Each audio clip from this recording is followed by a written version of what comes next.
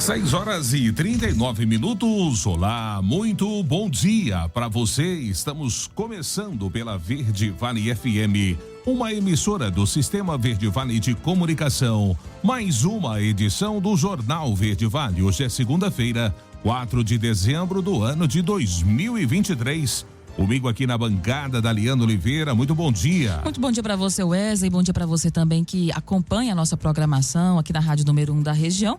Confira agora então os destaques desse fim de semana. Jornal Verde Vale. CDE aprova investimentos da ordem de 77 milhões de reais em propriedades rurais de Goiás. Soja, plantio brasileiro chega a 83% da área, mas mantém atraso considerável. Segunda parcela do 13º 2023 tem que ser paga até o próximo dia 20. William Gregório é eleito prefeito de Bom Jardim de Goiás. Acidente mata 4 pessoas e deixa carros destruídos na BR-050 em Catalão. Ministro Alexandre de Moraes suspende julgamento sobre revisão da vida toda do INSS. Campanha alerta para riscos do glaucoma e a importância da prevenção. Os detalhes destas e outras notícias você vai conferir a partir de agora, aqui no Jornal Verde Vale. A notícia em primeira mão. Jornal Verde Vale. Jornal Verde Vale. Verde Vale. Notícias do Brasil. 6h41. Uma ótima segunda-feira para você, uma excelente semana. A partir de agora, mais uma edição no ar do Jornal Verde Vale. O Superior Tribunal de Justiça emitiu na noite do último sábado uma liminar contrária à paralisação dos auditores fiscais da Receita Federal, iniciada no dia 20 de novembro. A decisão determina que funcionários públicos devem manter o quórum necessário à realização das sessões de julgamento dos órgãos colegiados do Conselho Administrativo de Recursos Fiscais. A liminar foi concedida em uma ação inibitória de greve protocolada pela Advocacia Geral da União, em que o órgão afirma que a mobilização prejudicaria o alcance da meta fiscal para 2024 e pede a fixação de contingente mínimo de funcionários durante a greve. E na última quinta-feira chegou ao fim o prazo para os empregadores realizarem o pagamento da primeira parcela do 13º salário 2023, a qual tem direito todo trabalhador que atuou com carteira assinada ao longo do ano. Com a primeira parcela em mãos, muitos trabalhadores já começaram a se perguntar quando será paga a segunda parcela do salário extra. A data limite para pagamento da segunda parcela do 13º salário é o dia 20 de dezembro de 2023. Vale ressaltar, no entanto, que as empresas podem optar por pagar antes do fim do prazo, inclusive junto com a primeira parcela. 6h42. O resultado da Mega Sena com um prêmio de 3.653.000 reais foi divulgado no último sábado em São Paulo e ninguém acertou as 6 dezenas. Com isso, o prêmio acumulado foi a 7 milhões no próximo sorteio, que será realizado amanhã, terça-feira. Para você que ainda não anotou, anote aí os números sorteados no sábado: 7, 11, 27, 41, 56 e 59. 42 apostas chegaram bem perto e acertarão 5 dezenas. Para cada uma delas, a Caixa vai pagar R$ 47.216,63. Os 2.764 acertadores de 4 dezenas vão receber R$ 1.024,96 cada. 6h43, pauta econômica domina as discussões na Câmara e também no Senado. Quem traz os detalhes é Yuri Hudson. A pauta econômica deve dominar as discussões ao longo desta semana no Congresso Nacional. Tanto Câmara quanto Senado têm projetos importantes que são colocados como prioridade pelo Ministério da Fazenda. Por exemplo, entre os deputados está a análise da proposta de emenda à Constituição da reforma tributária. O texto foi alterado pelos senadores, por isso retornou à Câmara. O relator da matéria, deputado Aguinaldo Ribeiro, espera que até o final desta semana seja definido um rito de votação com a chegada de Arthur Lira ao país. Ele já descartou a possibilidade de fatiar a reforma. Vamos descartar essa palavra? Eu sugiro entregar ao país uma reforma tributária e ela é completa, não é fatiada. Esse fatiamento que as pessoas ventilam significa dizer o seguinte, que daquilo que eu não concordo eu devolvo para o Senado numa forma de outra PEC e aí nós teríamos assuntos perdidos. Já no Senado, uma das prioridades do governo federal é conseguir votar o projeto de lei que regulamenta as apostas esportivas, as chamadas bets. O texto também cria uma taxação tanto para as empresas de aposta online quanto para quem participa desse tipo de jogo. O projeto institui uma espécie de outorga inicial para autorizar o funcionamento de sites que gira em torno de 30 milhões de reais. O relator, senador Ângelo Coronel, afirmou que várias modalidades de jogos online funcionam no Brasil de forma clandestina e destacou os pontos benefícios a partir da arrecadação desses recursos. Ressalto que atualmente as chamadas bets, apesar de legais, por não estarem regulamentadas, não estão recolhendo tributos no Brasil, que vai suprir as áreas da saúde, segurança pública, educação, seguridade social, turismo e esporte. Além disso, parlamentares querem articular para esta semana a votação ou, pelo menos, o agendamento de uma sessão do Congresso Nacional.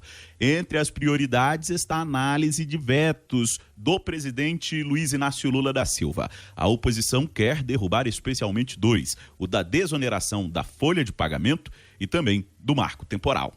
Agência Rádio Web de Brasília, Yuri Hudson. Jornal Verde Vale. Notícias de Goiás. 6h46. E o William Gregório, do União Brasil, foi eleito prefeito de Bom Jardim de Goiás, no oeste do estado, neste domingo. O vice é Zezinho Dudé. Eles tiveram 62,81% dos votos e exercerão os mandatos até o dia 31 de dezembro de 2024. As novas eleições ocorreram porque em 2020 o Tribunal Regional Eleitoral atendeu ao pedido do Ministério Público Eleitoral e manteve a cassação dos mandatos do ex-prefeito Odair Severino e do vice Manuel Oliveira por compra de votos nas eleições daquele ano. Em dezembro de 2021, a 35ª Zona Eleitoral de Aragarças cassou os mandatos de Odair e Manuel. Testemunhas disseram que eram oferecidos cesta básica, dinheiro e passagem rodoviária e outros benefícios em troca de apoio político. Segundo a sentença, houve captação ilícita de votos e abuso de poder econômico nas eleições de 2020. O recurso do Ministério Público Eleitoral foi acolhido pelo TRE, que declarou a inegibilidade de Odair por 8 anos. Dessa forma, o político fica impedido de se candidatar até 2028. E a Polícia Civil prendeu nesse domingo um homem suspeito de envolvimento na morte da estudante Amélia Vitória, de 14 anos. A adolescente ficou 2 dias desaparecida depois de sair para buscar a irmã na escola em Aparecida de Goiânia, região metropolitana da capital. O celular e o carro de um homem foram apreendidos no sábado, porém a Polícia Civil não confirmou se o suspeito preso é o mesmo que teve os itens apreendidos. Um homem se tornou suspeito do crime depois que o carro dele foi visto por meio de câmeras de segurança passando pela rua em que a Amélia Vitória foi encontrada morta, no momento em que o corpo foi colocado em uma calçada. Com as características do veículo, ele foi visualizado e encontrado. Ainda conforme informado pela polícia, os cães da GSM farejaram as vestimentas da vítima e, em seguida, farejaram possíveis sinais de que a vítima poderia ter sido transportada no porta-malas do veículo. De acordo com a polícia científica, a perícia no veículo do suspeito foi iniciada ainda no sábado. Além do carro, também foi apreendido o celular do suspeito. E a Secretaria da Economia e a Polícia Rodoviária Federal assinam um termo de cooperação. Vamos saber os detalhes com Lucas Xavier. O governo de Goiás, por meio da Secretaria da Economia, assinou um termo de cooperação técnica com a Polícia Rodoviária Federal. O documento prevê a integração de dados e troca de informações que vão incrementar as ações tanto da fiscalização tributária quanto da segurança pública. O pacto vai intensificar a parceria que existe entre as duas instituições e ampliar o trabalho da economia, que desde abril deste ano utiliza antenas como parte de um sistema de fiscalização, o Infotrânsito. Ele possibilita o cruzamento das imagens captadas dos caminhões de cargas nas rodovias com o banco de dados da Receita Estadual para detectar a existência de indícios de sonegação fiscal. De abril a setembro de 2023, o volume de autuações de irregularidades fiscais no trânsito dobrou, frente aos 44 milhões de reais do mesmo período no ano passado. De Goiânia, Lucas Xavier, da agência Cora de Notícias. Jornal Verde Vale. Esportes. 6h49, palco de vitórias importantes do esporte brasileiro no vôlei, basquete, ginástica, tênis e outras modalidades.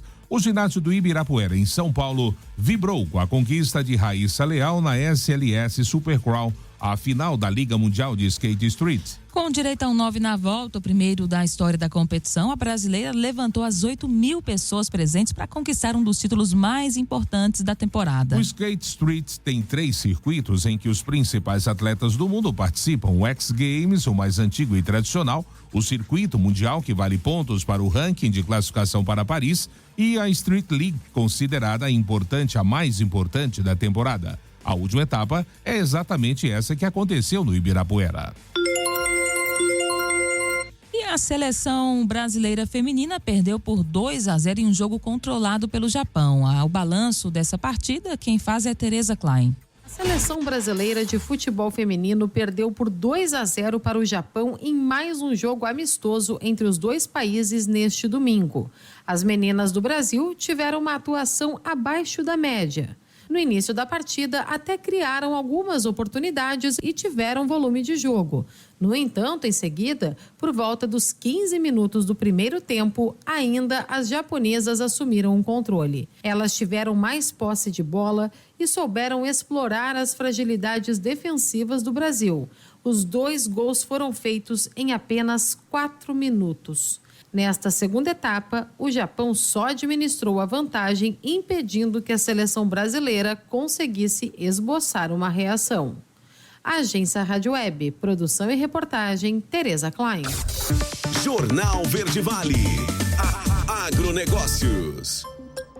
6h51. Na sua reunião de número 395, realizado na última quinta-feira, a Câmara Deliberativa do Conselho de Desenvolvimento do Estado, CDE, deu sinal verde para 61 cartas consultas, permitindo a captação de 77,3 milhões da linha rural do Fundo Constitucional de Financiamento do Centro-Oeste, o FCO Rural. Os recursos serão direcionados para propriedades rurais em 40 municípios goianos, com uma contrapartida de 10,5 milhões de reais provenientes dos próprios recursos dos beneficiários.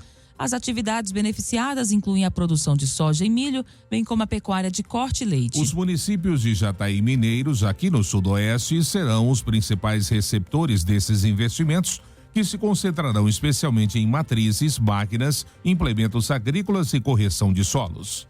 A expectativa é de que esses investimentos gerem a criação de 97 empregos diretos, principalmente em propriedades de pequeno e pequeno-médio porte.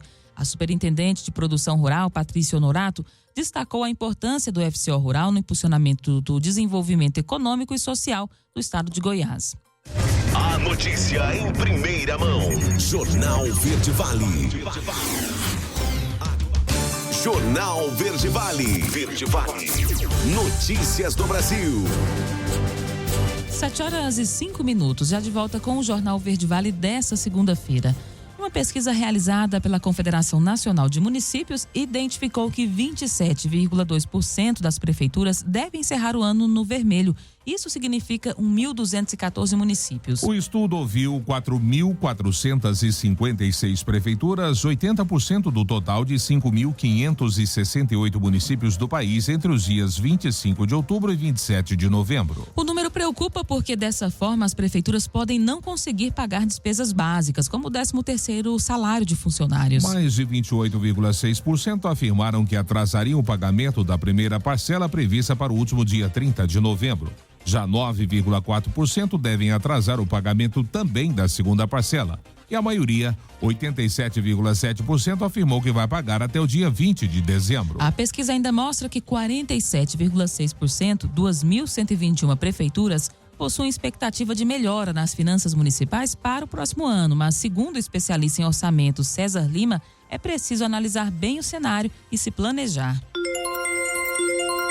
E o Brasil assumiu nesta sexta-feira a presidência rotativa do G20 até o dia 30 de novembro do ano que vem, com 3 eixos principais: o combate à fome, à pobreza e à desigualdade. As 3 dimensões do desenvolvimento sustentável, econômico, social e ambiental, e a reforma da governança global. Para o professor da Economia da Universidade de Brasília, Alexandre Andrada, o país precisa saber aproveitar a presidência para buscar investimentos para setores e temas de interesse nacional. Fundado em 1999, o grupo do G20 é o principal fórum de cooperação econômica internacional, composto pelas principais economias desenvolvidas e em desenvolvimento do mundo. São 19 países: Argentina, Austrália, Brasil, Canadá, China, França, Alemanha, Índia, Indonésia, Itália, Japão, República da Coreia, México, Rússia, Arábia Saudita, África do Sul, Turquia, Reino Unido, Estados Unidos,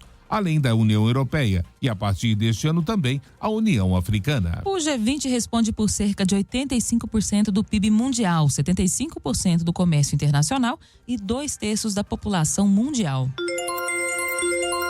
7/7. Oposição consegue assinaturas para a CPI do abuso de autoridade. Yuri Hudson é quem traz os detalhes. Deputados de oposição conseguiram um número mínimo de assinaturas para a abertura de uma CPI. A intenção dos oposicionistas é apurar o que chamam de abusos de autoridade por parte do Supremo Tribunal Federal e do Tribunal Superior Eleitoral. Foram coletadas 171 assinaturas. A iniciativa é do deputado federal Marcel Van Hatten, do Novo. Segundo ele, há um abuso de autoridade que precisa de um basta. Por isso, o deputado propôs uma comissão parlamentar de inquérito. Essa coleta de assinaturas ocorre desde o início do ano e só tomou fôlego maior após a morte de um bolsonarista preso na Papuda, Clériston Oliveira. De acordo com Van Hatten, outros parlamentares queriam assinar o pedido de criação da CPI, mas acabaram desistindo. Infelizmente, muitos dos quais gostariam de assinar, mas não o fizeram em virtude do momento que nós vivemos hoje. Porque parlamentar não poderia ter nenhum receio de assinar uma CPI para investigar quem quer que seja. Muito menos receio de investigar alguém que, porventura, possa prejudicá-lo em virtude dessa assinatura. Esse pedido de investigação em uma CPI se soma a uma outra ofensiva que também acontece no Congresso Nacional: a análise daquela proposta de emenda à Constituição que limita os poderes de uma decisão monocrática de ministros do Supremo Tribunal Federal. Para o líder da oposição na Câmara, deputado Carlos Jordi, do PL do Rio de Janeiro, ambas as propostas podem reequilibrar os poderes e retomar a harmonia no Planalto Central. Porque os deputados estão com medo. Eles estão com medo diante dos abusos de autoridade, das perseguições, das ilegalidades, arbitrariedades que vêm sendo perpetradas por aqueles que deveriam zelar pela nossa Constituição, onde já se viu, num Estado democrático de direito, que é usado de uma forma tão prostituída por esses que não tiveram um voto sequer. A criação da CPI depende da leitura desse pedido no plenário da Câmara dos Deputados, o que só pode ser feito pelo presidente da Casa, deputado Arthur Lira, que já sinalizou que não há tempo hábil para fazer essa leitura e iniciar os trabalhos da comissão ainda neste ano. Agência Rádio Web de Brasília, Yuri Hudson. Jornal Verde Vale. Notícias de Goiás. 7h10 agora. Um acidente deixou 4 pessoas mortas neste domingo após carros baterem de frente, um deles pegar fogo na BR-050 em Catalão, na região sudeste de Goiás. De acordo com o Corpo de Bombeiros, 2 vítimas morreram carbonizadas. Segundo a Polícia Rodoviária Federal, a colisão ocorreu quando o motorista de um dos veículos fez um retorno irregular, entrou na contramão e atingiu outro carro que seguia no sentido Catalão a Campo Alegre. Com o impacto, o segundo veículo pegou fogo e os 2 ocupantes do sexo masculino morreram carbonizados. Eles não foram identificados. A polícia contou que o motorista do carro que causou a batida, de 42 anos, e a passageira, de 47, morreram presos às ferragens. Segundo a Polícia Rodoviária Federal, as vítimas estavam voltando do trabalho. E o prefeito de Iporá, Nassoitan Leite, que está preso e foi denunciado pelo Ministério Público por tentar matar a ex-mulher e o namorado dela, assinou um decreto nomeando um novo gestor da administração pública municipal para a cidade.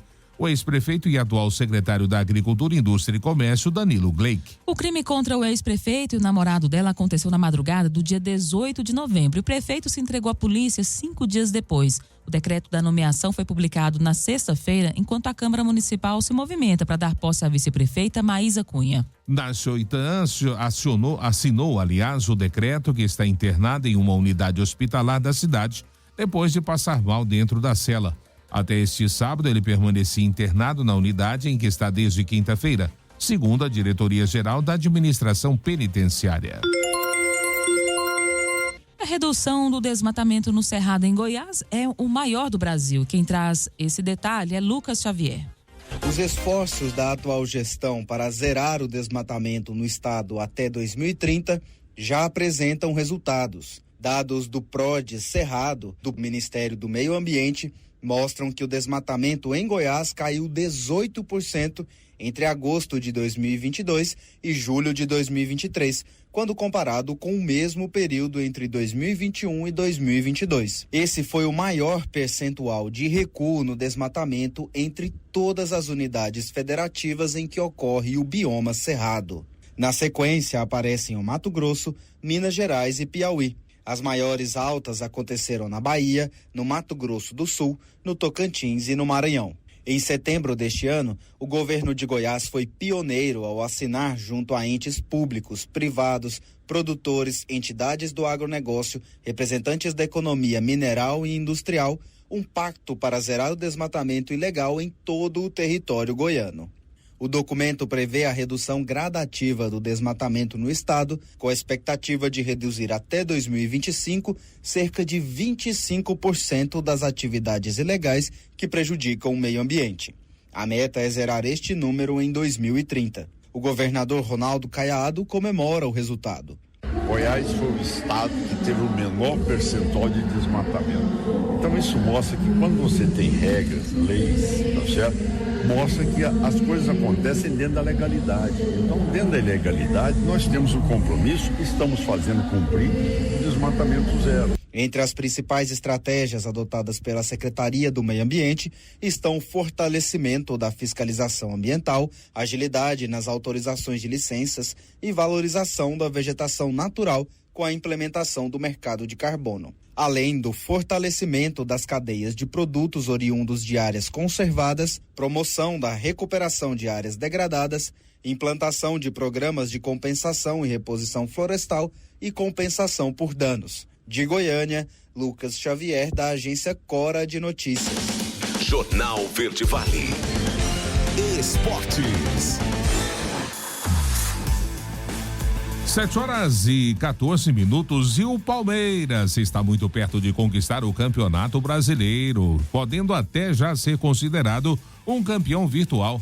Na tarde deste domingo, no Allianz Parque, pela 37ª rodada, o Verdão venceu o Fluminense por 1-0 e colocou praticamente as duas mãos na taça. Breno Lopes fez o gol da vitória. Somente uma reviravolta muito grande na competição pode tirar o título dos paulistas. Até porque na última rodada contra o Cruzeiro, a equipe de Abel Ferreira pode até perder, que já tem uma folga muito grande no saldo de gols. Do lado carioca, uma tarde de testes importantes com reservas, porque os titulares foram poupados pensando na disputa do Mundial de Clubes na Arábia Saudita. O tricolor carioca, aliás, jogou a maior parte do segundo tempo com um jogador a menos, porque Justen foi expulso. Com essa vitória, o Palmeiras foi a 69 pontos e ficou muito perto de conquistar o título brasileiro. São 3 pontos de vantagem para Atlético Mineiro e Flamengo, além de uma enorme vantagem no saldo de gols. 8 para o time mineiro e 16 para a equipe carioca. O Fluminense, campeão da Libertadores e focado na disputa do Mundial de Clubes, tem 56 pontos na 7ª colocação. Ainda falando do Campeonato Brasileiro, o Flamengo venceu o Cuiabá por 2-1 no Maracanã neste domingo, em um dia de homenagens para Felipe Luiz e Rodrigo Caio, que se despedem do clube.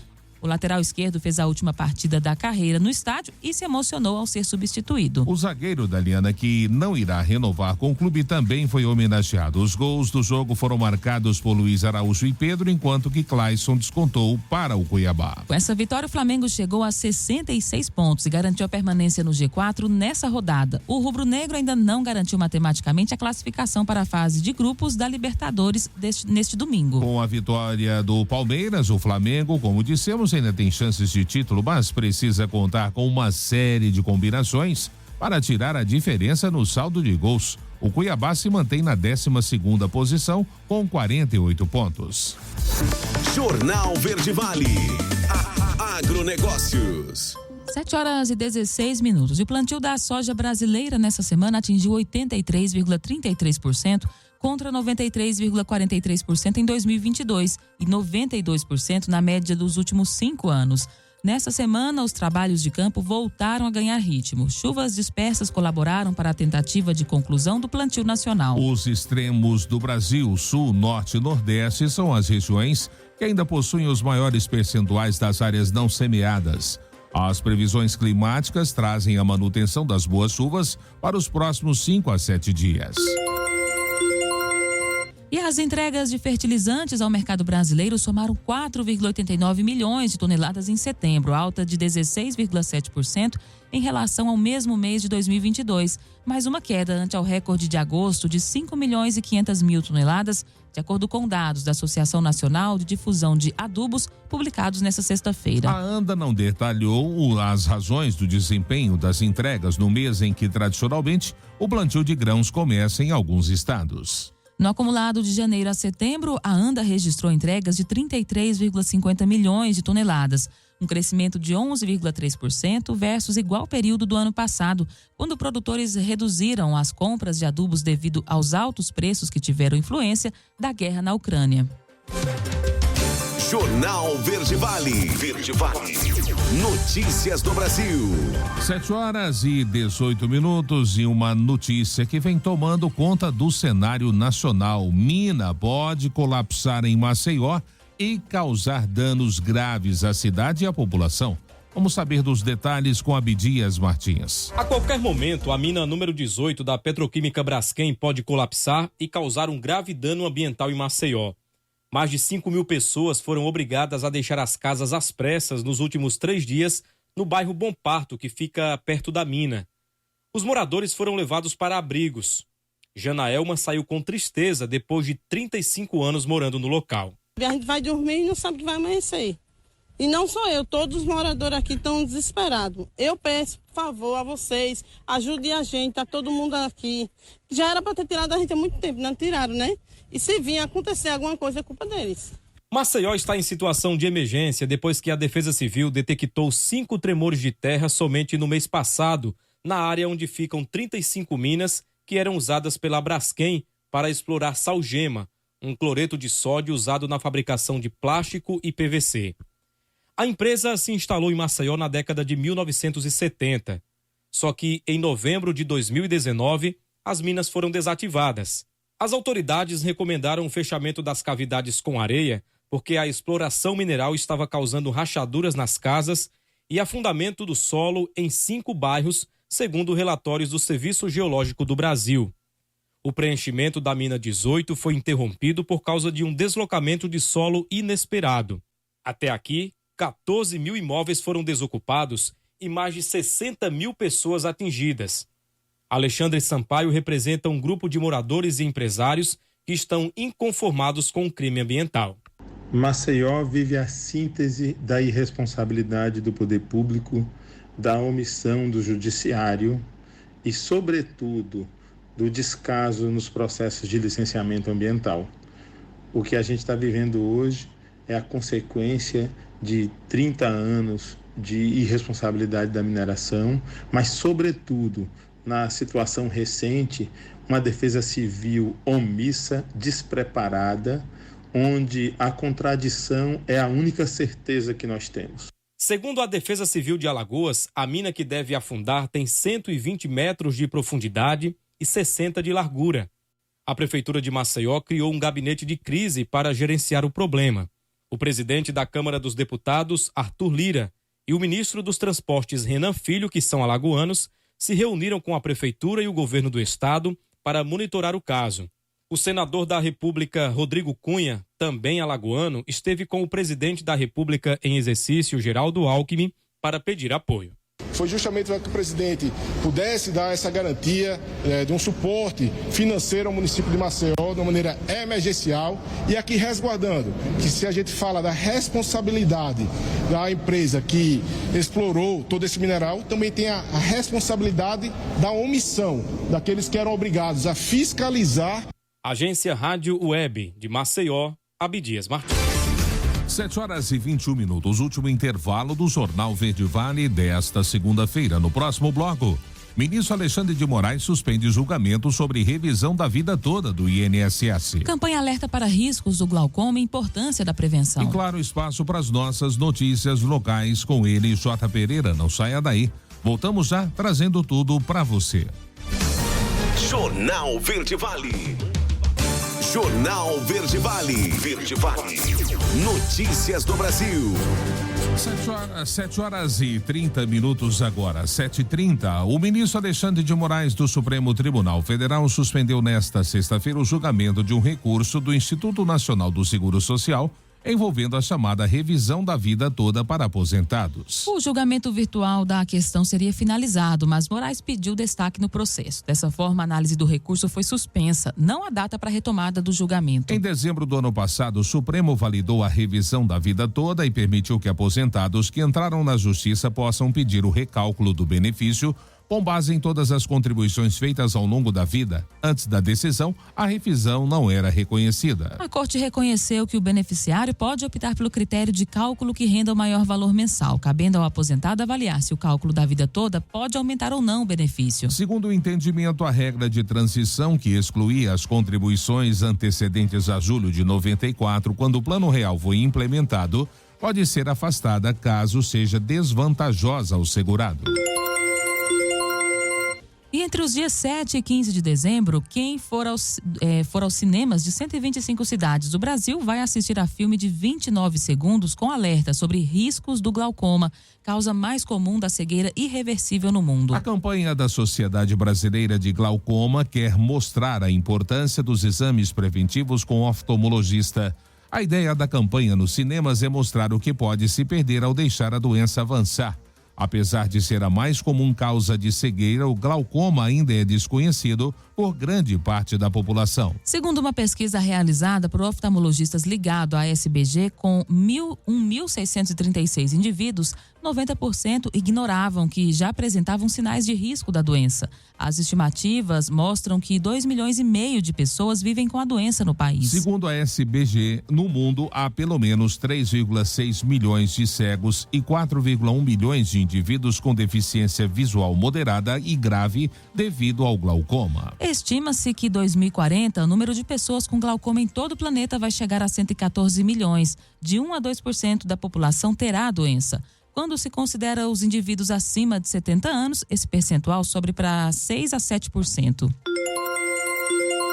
Mais de 15 milhões de brasileiros têm dívidas maiores do que podem pagar. Essa triste notícia e constatação, quem nos traz em detalhes é Milena Abreu. Ao menos 15 milhões e 100 mil pessoas no país têm dívidas com instituições financeiras maiores do que são capazes de pagar. É o que indica o recém-divulgado relatório de economia bancária do Banco Central. O BC chama de endividamento de risco. O documento divulgado pela autoridade monetária revela que em março deste ano, 105 milhões de pessoas tinham empréstimos em aberto, 20 milhões de pessoas a mais em relação a março de 2021. E ao fim do terceiro trimestre deste ano, 14 em cada 100 tomadores de crédito estavam em situação de endividamento de risco, o equivalente a pouco mais de 15 milhões de pessoas. O Banco Central leva em conta alguns critérios para incluir o consumidor nesse grupo, como atrasos superiores a 90 dias no pagamento das parcelas, comprometimento de mais da metade do salário com o pagamento de dívidas e o fato de usar vários tipos de crédito ao mesmo tempo, como cheque especial, cartão de crédito e empréstimos, por exemplo. O órgão também considera a renda disponível após o pagamento da parcela, se o valor que sobra é maior ou menor do que o valor que é considerado linha da pobreza. E se o consumidor cumpre um ou mais desses critérios, é considerado um endividado de risco. Ainda de acordo com o Banco Central, os endividados de risco estão mais concentrados nas regiões Norte e Nordeste, na população feminina, no público maior de idade e de menor renda. Da Rádio 2, Milena Abreu. Jornal Verde Vale. Notícias de Goiás. 7h34 e cerca de 42 quilos de maconha foram apreendidos pelo Comando de Operações de Divisas na noite da sexta-feira, em Goiânia. A operação aconteceu às margens da rodovia AGO 060, quando os policiais passavam em frente a uma residência e viram um veículo saindo bruscamente do local. De acordo com a corporação militar, os portões da casa foram deixados abertos e no local havia vários fardos da droga. O morador da residência, um homem de 50 anos, tinha antecedentes criminais pelo crime de tráfico de drogas. O prejuízo para o tráfico foi de cerca de R$100 mil, como informou o Comando de Operações de Divisas. A droga apreendida foi encaminhada à Central de Flagrantes de Goiânia. E uma operação integrada de fiscalização apreendeu mais de 4 toneladas de alimento armazenadas de maneira imprópria em Quirinópolis, região sudoeste de Goiás. O caso aconteceu na última quinta-feira. Na ação em que 4 estabelecimentos foram fiscalizados, um homem foi preso em flagrante. Segundo a Polícia Militar, ele vendia peças de carne em condições impróprias para o consumo. Além da carne, a operação identificou leite, derivados de leite e outros produtos acondicionados de forma irregular. A ação contou com a participação do Ministério Público, Agrodefesa, Vigilância Sanitária e também a Polícia Militar. Todos os produtos apreendidos foram descartados no aterro sanitário. E o governo de Goiás lançou a Operação Natal Integrado. Vamos saber como funciona com Marcelo Tavares. A manutenção da paz e segurança nas principais regiões comerciais de Goiânia, região metropolitana e interior do estado é o objetivo da Operação Natal Integrado. A iniciativa foi lançada pelo governador Ronaldo Caiado na região da 44, polo que concentra 16 mil lojas e deve atrair 2 milhões de consumidores de Goiás e de todo o país. O trabalho nas regiões comerciais terá foco principalmente no combate a furtos e roubos para garantir a segurança durante as compras natalinas. O governador Ronaldo Caiado ressalta a importância da operação. Mas nós estamos fazendo um reforço ainda maior para que neste período de Natal as pessoas possam viver em paz, tranquilidade, comemorar a data com sua família, com os amigos, ir às compras com toda tranquilidade. E hoje nós demos início aí a essa mobilização integrada de todas as nossas polícias nos 246 municípios. Então, a todo o povo goiano, a todas as famílias, podem sair de casa tranquilos, podem aproveitar o Natal como vocês têm feito todos os dias. Não vai mudar em nada, continue divertindo, comemorando uma data tão especial para todos nós que é o Natal. Integram a operação as polícias Militar, Civil, Penal, Federal, Rodoviária Federal, Guarda Civil Metropolitana de Goiânia, Corpo de Bombeiros Militar, Superintendência de Polícia Científica e Procon Goiás. A iniciativa das forças será articulada pela Superintendência de Ações e Operações Integradas da Secretaria de Segurança Pública. A Operação Natal Integrado dá continuidade à política de policiamento implementada no estado de Goiás e que é referência no Brasil. Segundo dados do Observatório de Segurança Pública, Goiás registrou queda de 31,5% nos roubos a transeunte, 26% em roubos a comércio e 54,2% nos roubos de carga, no comparativo entre janeiro a outubro de 2022 e 2023. De Goiânia, Marcelo Tavares para a Agência Cora de Notícias.